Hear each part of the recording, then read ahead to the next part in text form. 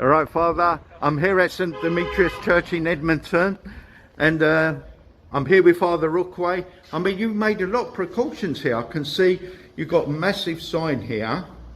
Yeah. You've got sanitizer.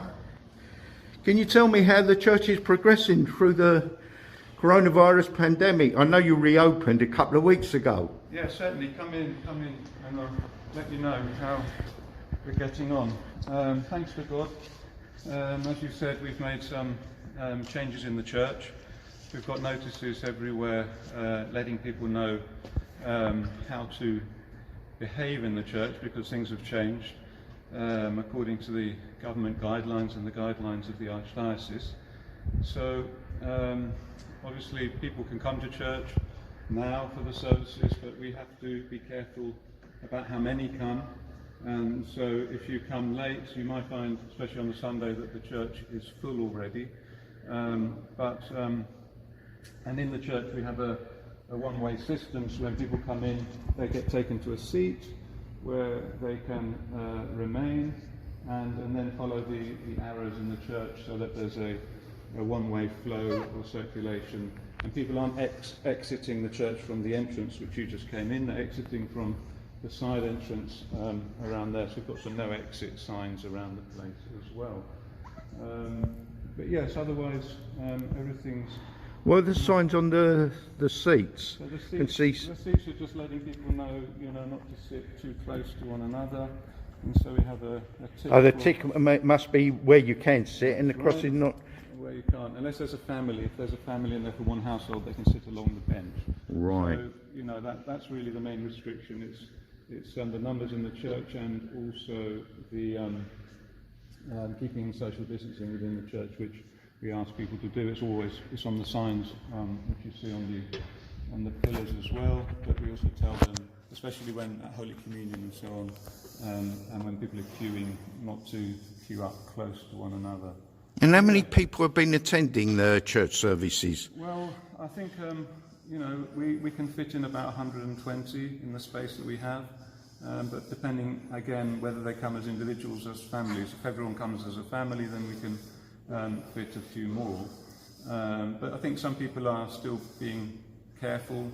People over 70 are advised not to come to places where there are large gatherings, and so churches. So the Archdiocese has given us those guidelines. If we're over 70, to be very careful if you do come, but the advice is not to come.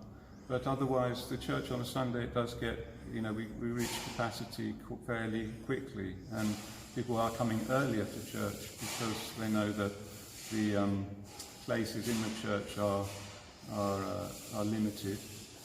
But otherwise, things are going all right according, in the circumstances. I mean, when the church service is finished, there's probably people you've had to turn away. Will they be able to come in and pray after the services? We haven't really had to turn away too many people, but sometimes people can wait in the hall as well if they do come. And if they come for a memorial service, then and they aren't permitted entry to the church, then we can always do a service for them after the liturgy. But the main thing is that people understand is that within the church there may be people vulnerable in the church who have come, and so others to recognise that and make sure they keep that distance away from others and from them and from all others really who aren't in your family group, so that those who are here feel that they are safe. Because sometimes we can think, we're in the church, everything's all right. But we have to be careful even in the church, and so for people not to congregate after the service in the church, but to leave at the end from the designated exit. And then if they want to speak to one another, they can do so more safely outside. But otherwise, yes, things are as they are, and thank God the churches are now open, and we can be taking the services with a congregation. I mean, I'm looking at the icons, Father. Are they the congregation allowed to kiss the icons now? The advice is that that they don't venerate the icons. That's on the notice as we come in. However, some people will want to kiss the icons. We don't prohibit it, but we are cleaning the icons frequently all the time, especially after services. And Do you have to take the telephone numbers of the congregation as well? Yes, when they we have a list for that purpose, track and trace, so that everybody who comes in will be asked for their telephone number and their name, so that in the event of somebody being taken ill, then we can contact those who are in the church with that person and inform them of that. I mean, for this particular church, it's been said that you lost 3 of your former chanters through coronavirus. Well, our chanters, we lost one chanter. He had been in a old people's home for some years, and he did succumb to the virus eventually. But he was an elderly gentleman by then, and yes, Demetrios, who chanted here for many years, and another chanter, I don't think he died from coronavirus, but yes, we've had a number though of parishioners who have succumbed to the virus, unfortunately. Yes. I can ask a question, and I can see far away there, you've got scaffolding there.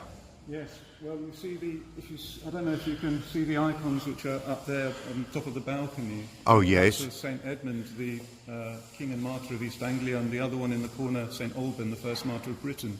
But we're in the process of painting the church and painting icons on the walls of the church, and so that scaffolding's there. So we've started